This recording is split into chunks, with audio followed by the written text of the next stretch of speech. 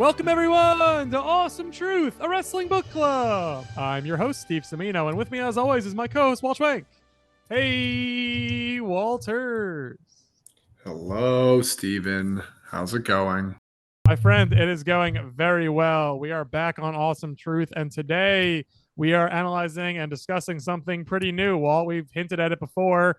It's the talk of the wrestling world, I would say, for better or for worse. Probably for better, but certainly lots of holes to poke in it and questions to ask.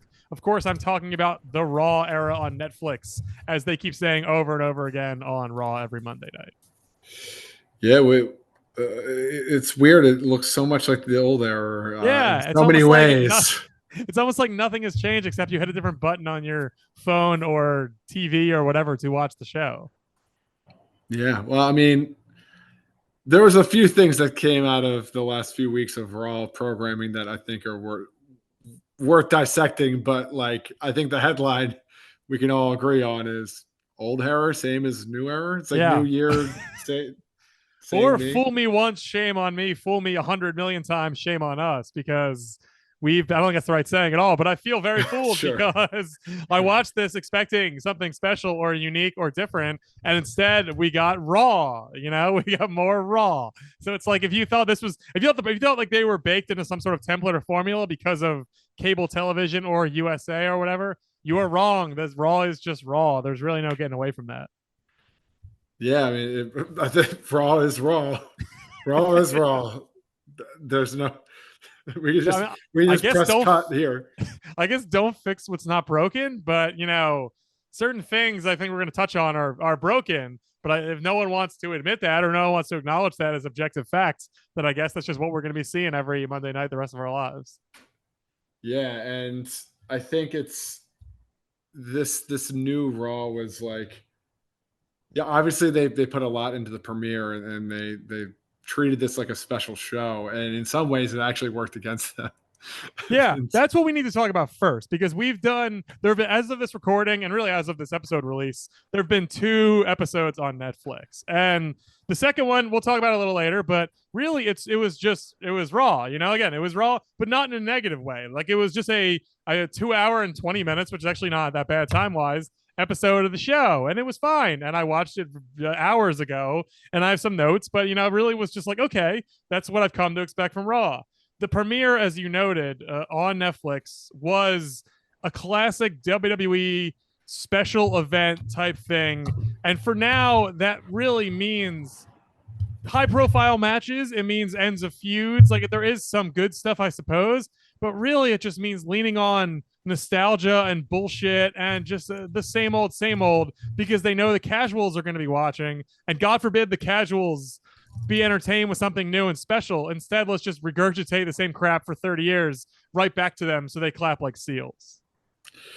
Well, there's a lot of clapping, and then there's a lot of booing too. But refreshing amount of boos in that particular scenario you're describing. Yeah. Like finally some objectiveness broke through there, which was good. But we should talk about first, like your first. This isn't the first like live show I've seen on Netflix, but like it might have been yours, in which case, and like, what was that like, and how did you walk into that experience? And I guess, I mean, there weren't any lags or anything like that there were in the Tyson Jake Paul fight, right? No, not on my end. Like, it opened just fine. Like I said, I haven't had real cable in my house in at least 5 or 6 years, and some people have had it not have it for longer. But I haven't scrolled through the channels to find USA in quite a long time. Again, even when I had cable, I wasn't necessarily scrolling through the channels on Monday or nights. Going to USA. Yeah, maybe to watch Silk Stockings. But yeah, how many Suits reruns can you watch? Yeah, so if I was watching Raw, I was finding reruns on Peacock or whatever, on whoever had the Raw rights at that point, or I was occasionally opening the USA app, I guess. Like, I don't even honestly recall, but I was doing something like that. So I mean, the point being, to watch it on Netflix was really just hitting the Netflix button on my remote and finding Raw there. And so in that sense, it is convenient and easy. Like, for better or worse, we have Netflix. Like, I think it's a very up and down platform in terms of what it's offering these days, but we almost always have it available in the house. And so it's fine. You know, like it increases the likelihood that I will watch Raw by a few percentage points. And in terms of general presentation, it looked good. It streamed just fine. Like there were no technical issues at all on my end. That's good. I Would mean, you because agree? Did you have any? Did you run into any speed bumps? well, I watched it on a delay because Netflix experimenting with live programming in recent years has been kind of tumultuous. And I think there was a Love Is Blind reunion live that was like delayed famously for like 45 minutes due to like technical lag and issues.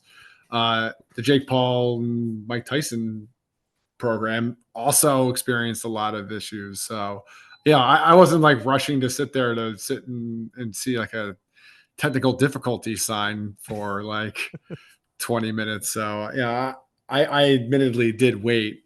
And then I also got text from you saying, "Oh, this is what's happening." Oh wow.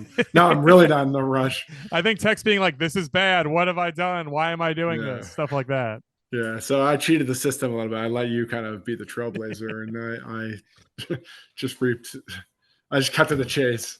I can't get over though, like because this card did have big matches. You know, it had pay-per-view style matches, matches of consequences, feuds ending. It had Roman Reigns, Solo Sikoa. It had CM Punk, Seth Rollins. It had Liv Morgan and Rhea Ripley. So like three big main event style matches.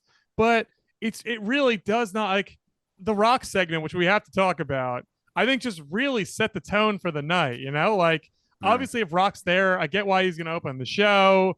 He's and I'm not surprised that he comes out and is playing brand ambassador instead of the Rock, recent wrestling character.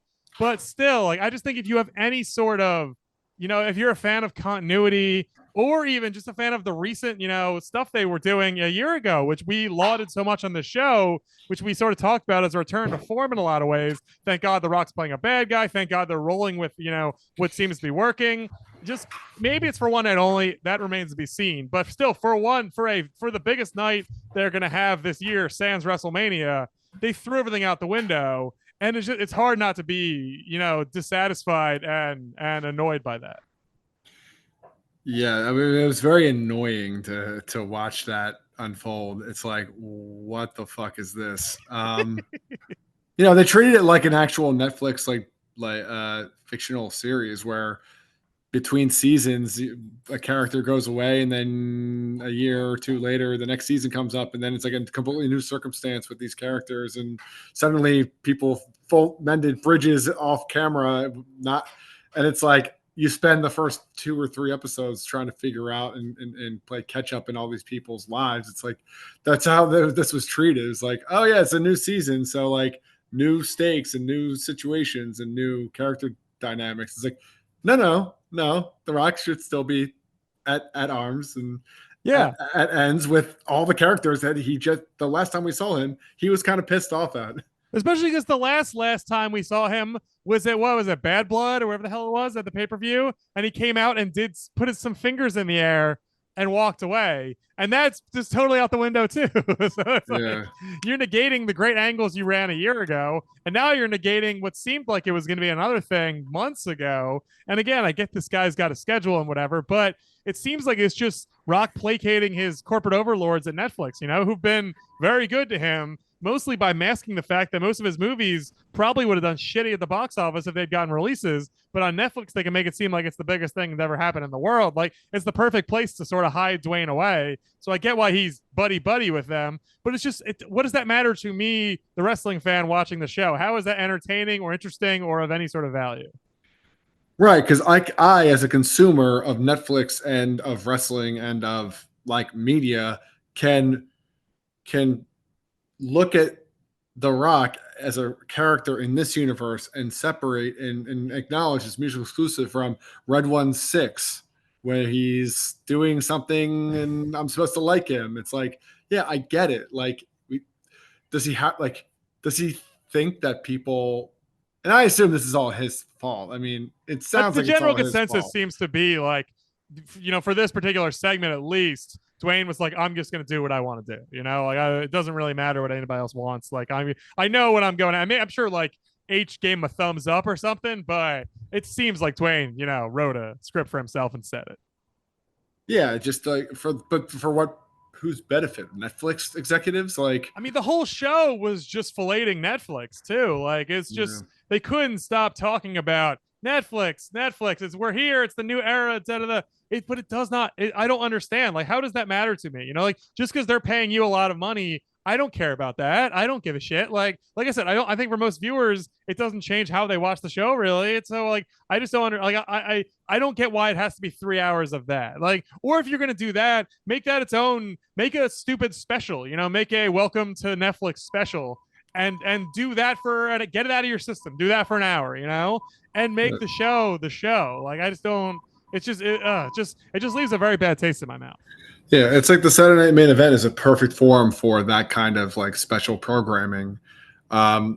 This is just another Monday night. But it definitely reeked of like Raw 25 or like the Raw reunion shows and stuff where you're getting all these cameos and stuff. But like it doesn't make the I think we learned a long time ago that doesn't necessarily make anything better to see like the Undertaker come out and like because give these Ripley guys a high five. Like, okay, cool. these guys all come out once, twice, 3 times a year anyway. Yeah. So we just saw Rock. Like I said, we just saw Rock 3 months ago. We just saw Rock a year ago every single week. And Taker was at Mania and does all sorts of shit. So it's not like it's like, oh, I wonder what Taker's up to. I know exactly what Taker's up to. I know more than I'd like to know about what Taker's up to. I just don't need him there. I'm not surprised when the gong hits. I don't give a shit. Right. Yeah. It hits all the time. It's hitting every year. It's like cool. I guess Rhea Ripley gets the Taker rub, but that doesn't. Yeah, to your point, like that doesn't mean anything anymore because he's like around giving everybody a rub. Like, yeah, it's like okay, well, like that doesn't. It's like completely meaningless now.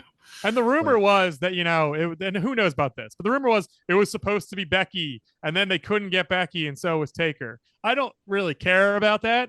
The reason it'd be good for it to be like, I don't care about the negotiations or whatever. I mean, where the reason it'd be good to see Becky is because Becky's a wrestler on the show, and if Becky comes back, there's something of consequence happening then, Yeah, right. Becky's gonna feud with Rhea, and I'm like, great, I love that. Sounds good to me. Or they're both fantastic. Or you tease the match so that you don't, especially for these new fans who are coming in and they're not Undertaker's not coming back week after week doing the saving some people. He's just coming in for 5 seconds and leaving. Get these fans indoctrinated on who these actual characters of the now are. Yeah, right. And I feel like this week probably reverted back to like Drew McIntyre show and like Finn Balor's and obviously sure. Penta. The Miz was there. Penta was there. Yeah, Punk was there. Rollins, the gang. Yeah, exactly. So I guess we're not going to see a Cody Rock Mania match, and instead we might see a Cena match. I'm unclear where we're going with that either. So I guess, man, like it's just I don't know. That's one of the weirder lingering questions. I guess is okay. Did Dwayne come out to do the Netflix thing because he loves his corporate partners at Netflix, or did Dwayne was that an official hard scrub on every ongoing story involving The Rock? Because if it is the latter, it's annoying if it's the former, because for 10 minutes I just was bored out of my mind and felt tricked for having watched Raw. But if it's the latter, then it's just like, what? So all that good press and exciting, content we created with The Rock is just gone now, and it's just we're not going to build on that or do anything with it ever. Like, why? I know plans change, but like, what a waste of such a good series of ideas that seemed like it could go on for years. Right. I mean, and I guess too, like, the lingering question is like, now where do they go? I mean, because in some ways, it's like it's not the worst thing in the world if like The Rock isn't like in the main event again. Like, how many times is this guy gonna like hold the main event of WrestleMania hostage from like CM Punk? It's like 13 years later, this Rock is still stealing the main event from you. It's like so I could see that being a gripe, but now it's like, who else do you slot in? Because like that was such a hot program. Yeah, before. It's just, and you're right. We don't need Rock there. Like a lot of it's in theory, I don't need Rock in my Mania main event. The only thing is they had gotten me to a point where I wanted Rock in my Mania main event. Like that's the trick part. That's the part that's so silly is after, months, years of being like, like it's just Rock coming back is not special anymore. It's boring, especially when he's just a boring, white meat baby face. They finally got me to a place where I was like, oh man, like what's going to happen next with Rock? Like I would be very intrigued to see where it goes. So to just wipe that slate clean, I'm like, man, that makes me feel even more fooled, where I'm like, oh man, like they made me think this was going somewhere, and that Rock had finally figured out a good way for his character to go. And then no, just kidding, just go. Never mind. I'm gonna leave for a while. See ya. Yeah, I guess the good news is like the company's success doesn't hinge on will The Rock put on a 2-star match at WrestleMania with like one of the biggest stars, but like there's something there, and now there's not, and it's like I hope they have a better idea, but yeah, and like I guess if you're talking about, I don't know if you're saying, let's say, just as a total thought experiment, you get Punk Reigns on night 1 and you get Cody Cena on night 2. Those are 2 matches that have never happened before in any recent substantial way. Like that would be kind of fun.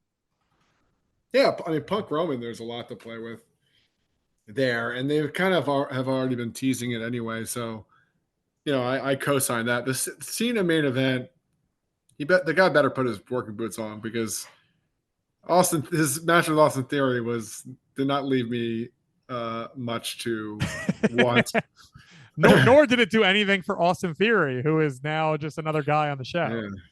Remember that time we talked about like older wrestlers giving people a rub? Well, yeah, yeah, very ineffective these days. Austin Theory, the saddest man out there for Vince leaving. Oh right, yeah, he was the new version of the chosen one. Yep. Yeah, we should talk about that. Before we move on to a little bit of the most recent episode. The Hogan thing really was great, though. Like the Hogan thing, obviously, you can probably guess our opinion on Hulk Hogan after years of doing this show. But I just am I hate the nostalgia pop so much. And if there's ever a person who does not deserve a nostalgia pop, both for the fact that he's just worn out his welcome in so many ways, and for the fact that his recent stances on things are abhorrent, it is just, I was so happy to see that crowd just say, no, thank you. We do not want Hulk Hogan on our show tonight. Yeah, a bit tone deaf that they would. Jimmy Hart with the big American flag too, like that is also asking for trouble. In LA, like there's probably some cities where you maybe get away with that a little more. LA I do not think is the place where you should run with that. Well, it parallels like the Rock's stance on like I gotta be like a lucky baby face for the Netflix execs. It's like, what's wrong with being just like booed? Like, I mean, obviously in Hogan's case, he was sincerely like, the fans are great. And then everyone's like, fuck you. But like, what's wrong with it? Like, it's like, oh, he might be a heel next time he's on camera. It's like, yeah, you probably should lean into that, because like, I would have assumed that was going to be the response. So like, but I understand too. Like, it's like, well, the nostalgia pop, like, yeah, I gotta get my cheers. Like, I'm an old guy coming back. It's like, yeah, but you're kind of a might shit. So like, people are gonna might boo you. So like, maybe either lean into that or don't show up at all, because like you're not gonna get cheered. Yeah, it's just it's what should have happened to like Rock has gotten away with this before. Coming back with no story behind it. Really just to sell himself / maybe a project he's working on, but there's nothing else. And like, I just wish the fans, like, I've always been in the back of my head, I'm always like, I wish the fans would sniff out that like, this guy is not here to entertain you. This guy is here to sell himself, And here, there's no story for Hogan, obviously. Hogan's here to get a cheap pop and sell his shitty beer, Like, that is all that is meant to be accomplished. So like, I'm so happy that they sniffed that out too, Like, obviously, and I think most of them are booing because they don't like Hogan. But like you said, if Hogan came back and they gave him anything to do, even interacting with a character on the show now, they might have squeezed something out of this, but just have him walk out and say his catchphrases that are literally 50 years old at this point, like, get the fuck out of here. Like, everybody knows not to run with that. It just makes it seem even lazier than it otherwise would. Yeah. I mean, if Jimmy Hart came out and started plugging his own beer, like, I would expect everyone to boo that too. And Jimmy Hart, I would assume, has done nothing of consequence that would make people feels strongly. So Besides like, seemingly being in line with Hulk Hogan, I imagine in some of his beliefs. yeah, well, definitely being in line with Hulk Hogan would Yeah, elicit but beyond a negative. that, I don't think. Yeah, Jimmy Hart didn't make headlines that I'm aware of. Yeah. So, also just don't plug your shitty beer and maybe we'll care about what you have to say too. So, Yeah, and now, like, I mean, I really hope that H, recognizes that because now, I mean, now part of me actually wants him to come back because I think that got so much press that even if he came back in like Wichita or something, those fans are going to be like, oh no, the cool thing to do is boo Hogan now, like how the cool thing was to do the Fandango dance for a second there. I think the sure. takeaway would be the cool thing is when Hulk Hogan comes out, you boo the shit out of Hulk Hogan because that's fun. So part of me says run it back one more time just so we can enjoy this for a little longer. Yeah, booing Hulk Hogan in the Fandango dance. The hot trends, they're I the see trends that are what sweeping the nation. I see what you're saying. There might be something different there. Wrestling fans can be lemmings. I'm just saying that I think they would You're lemming not up for this wrong. particular circumstance. You don't think there's certain pockets of the country that would cheer Hulk Hogan? I I think possibly yes. That's but I mean on the heels of Raw 1 on Netflix. Yeah, I think if they waited 6 months and then went to Boise, Idaho, he probably would get cheered. fair Not enough. to shit on Boise, but I think when this blows over, they can probably trot him out there in certain places. Not New York, not Philly, not LA. Those towns, I think, the Chicago, the die's probably been cast at this point. I don't think Hulk's getting cheers, maybe ever again.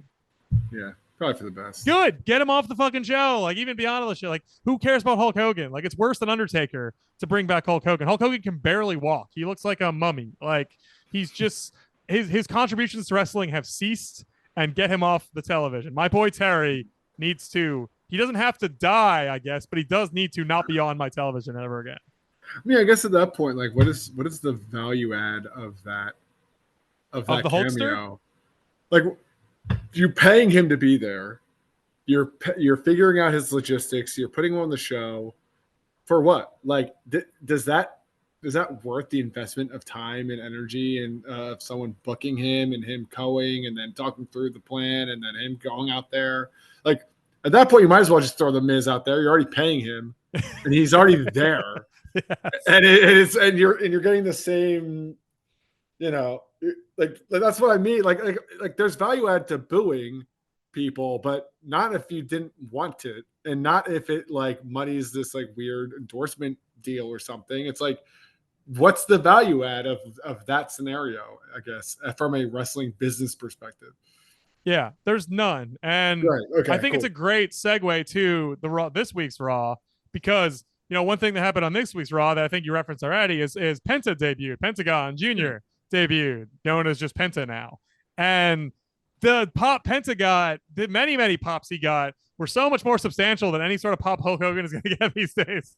So it's like, look at this. You hire a new guy who is, worldwide successful, like never been like a capital S star, but is like, has the coolest look, has a great vibe about him, is, AEW famous at this point. So like on the cusp of being relatively well known in wrestling.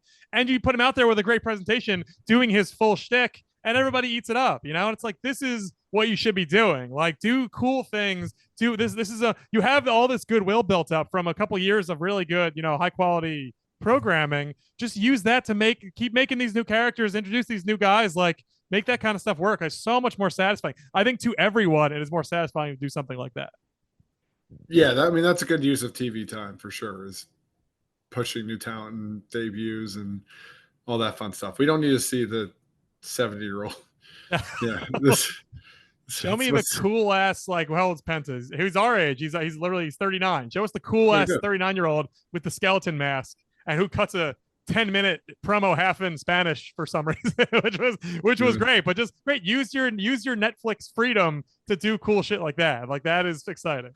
Well, I think that's the one thing that is, I don't know if it is interesting, but it is definitely a new dynamic, is the fact that like Netflix is just like instantly airable to the entire world. Like, someone in France could be watching Raw live through Netflix and there's no barrier to entry. It's not like people in Canada watching it on like, whatever. There's like a Canadian channel that's like airs Raw. That's not USA. That's different. And it's like, and so I wonder how much of a play that is for an international audience whereas like maybe Nakamura does a Japanese promo or something. He's not on Yeah. Raw, but bad example. But No, I know what you're saying. Like they always pay lip service too. Like we put the belt on Jinder because he's of Indian descent, and we have a bunch of Indian fans. Then they never do shit with that ever. You know, it's just a thing they say when they try something like that. But now they actually could, say with more certainty. This is a literal global platform where, like you said, everyone can watch it live no matter what. And so I think there is value in letting people do their thing like that, letting a guy cut a promo in Spanish. Like I thought it was great. I was like, this is just fun. Like it feels like the real personality of the character sort of coming out. Also, like I don't need to like hear the English words to understand like the emotion and like there's a lot that gets communicated without knowing what's being communicated. Yes, agreed. But, yeah, good. It was great. It was a very good, and like I said, this is I sat through way more of the second Raw, what I would call like sort of real Raw, than the special first one. And it was just, even though I don't think I'll make a habit of it, just a very solid show, just like wrestling, like Finn Balor versus Damian Priest. Didn't know they were still feuding, whatever. They had a fine little match to wrap it up. There was we had the aforementioned Penta. We had Punk was there talking to Drew Mac. They did a 20-minute promo where they all declared for the Rumble, which is just such classic Raw shit. Like, takes 20 minutes to do that for some reason. Can't do it in 5. But yeah, it was just a very solid, sort of normal, basic show, and it was only 2 hours and 27 minutes long, start to finish. And I was like, great. Like, I'm not necessarily going to watch that on Monday night, but as you sort of hinted at, just Tuesday morning, if I have nothing to do, if I'm working, I'll pop a 2-hour Raw on in the background that's just sitting there waiting for me. Like, that sounds easy as hell. Yeah, I mean, I still prefer the like 5-minute version highlights / podcast recaps while I'm multitasking. That is logical. That is way better. You're right. Hey, the Netflix era did trick you and me to invest time to watching Raw live. So I guess they've won this battle. But I think ultimately, it's still Raw. Yeah. At the end of the day. And it'll settle into just being this, and that's fine. That's nothing. That's not neither good nor bad at this point. It's just sort of the way of the world. Yep. It's a constant. Some things will never change. Yeah, it's an endless constant. It's the longest running episodic television program in history for a reason, because they just, a lot of times they just do the same thing over and over again with just new character plugged in same circumstance. So that's fine. It's, and as long as they get away from, I mean, I will say, I do not, you informed me that Pat McAfee has been doing SmackDown for a while now. I did not even know that. If I have to hear him on Raw every week, that certainly is going to hurt my enthusiasm, because if you trot him out there for Mania, I get it. He's a big celebrity in certain circles, but if we need to hear him on calling like the Viking Raiders versus fucking Chad Gable's friends, I don't need to hear Pat McAfee giving me background noise to that kind of match. No, and he's been doing this for a while now, hasn't he, on Friday nights? So you told me. That was news-ish to me, but I believe it.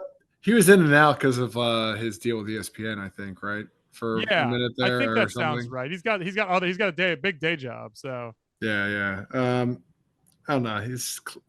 It's like that classic like fan perspective as a commentator, where he's not really adding any color. He's just reacting to things, and it's supposed to be making it more fun, I guess. He's just a giant meathead. Yeah.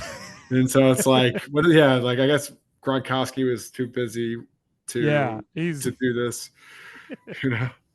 It's just I would, if it was Cole and Graves, who have a very good play-by-play color sort of face heel loose dynamic, and just calling wrestling shows like the wrestling shows. That's what I'm looking for personally from my occasional dip-ins into Raw, is steady commentators, steady action, nothing too, maybe every now and then a surprise, but like really just some wrestling matches. Like I have no issue with that whatsoever. When they try and do spectacle, and when they try and do Mania spectacle, is one thing, when you're building to a Mania and you give me all that stuff like we did at the last Mania, I'm like, okay, once a year I'll hear Undertaker's music, I'll hear Rock's music, that's fine. But like when you're doing it on January 3rd or whatever, I'm like, what is, like, no, this is not, my brain is not conditioned for this, and I don't objectively like it. Yeah, it's, I don't know. It's a lot of stuff to say, but all of that is to say is Are you going to, how much do you think you're going to watch Raw on Netflix going forward? Probably minimal to zero. Do you think you'll watch one episode a month? Meaning like half an episode counting as sort of a full episode. For leading to the Rumble maybe, or leading to Mania maybe. Like if they did something they did last year, it was kind of like tough not to tune in every once in a while to see what was going on with this whole like final boss thing. But like it had to be that level of intrigue where I'm like, okay, like this is like I'm not gonna sit around to watch like the Alpha Academy do whatever the hell it is the Alpha Academy does. Like that's just like that's a footnote in a recap that I do not have to endure. Yeah, I think that's very logical and fair assessment of how much time and energy to invest in these sort of shows, and minimal until they give you reason to do otherwise. And based on how these Raws work, always it's 2 of every 50 need to be watched. Yeah, I'd say that's accurate. Yeah. 2 to every 50, so twice a year. Not the best ratio, but it is what it is. Yeah. That's my I'm trending probably sub 2, less than 2 of every 50, but yeah, well, that's also fair too. I don't blame you. Yeah. Well, we'll see how that goes, but it was good to talk about it, Walt. It was good to, it is a big deal. And so, and one thing I will say as we're wrapping up here, Netflix does seem to be loading up on wrestling themed content as well. So we're going to start picking at that in the next couple weeks. And that will be a treasure trove for Awesome Truth because more stuff to watch and talk about. So I would say in the very near future, you'll be hearing from us talking about the random shit that Netflix has piled up on their platform. Yeah. And I will say just seeing the reminder of Raw every week will remind me that Raw is on Netflix every week. So you can't say that people won't know it exists and it's there. So that's true. You won't forget. It's very present now. So and if you like Raw, you'll love Heels. Or whatever Heels is going to be back on Netflix. Oh God. Well, I don't know if we're going to go that far, but the algorithm is going to have an easy 1-to-1 there, huh? Yeah, right. I mean, there's just going to be who knows? Maybe they'll use the algorithm to who knows if Stephen Amell will appear, perhaps as his character from Heels, whose name I do not remember. Do you remember his name? Jax something. Yeah, Jack sounds right. What if imagine if Jack shows up on Raw? Wow. Right. Yeah. From a show can you believe it? It's still in production. Jack Spade on Raw. Wait, it's gonna happen. Wow. Well, that would make sense with Cody being. I know. Around. Well, we'll see. I hope not, but I would not be surprised. Yeah. Yeah. Anyway, if you want to watch Raw, it's on Netflix. They don't need the promotion, but it's there. And if you want to hear more Awesome Truth, you can find our archives at awesometruth.libsyn.com. You can subscribe to us, Apple Podcasts, Spotify, wherever podcasts are delivered, we are there. And thank you so much for listening. We appreciate it. Walt, good to talk Raw with you. And hopefully we can take a nice break from ever discussing this show ever again. It's a new day of loneliness. Thank you all so much for listening. And remember, the truth will set you free.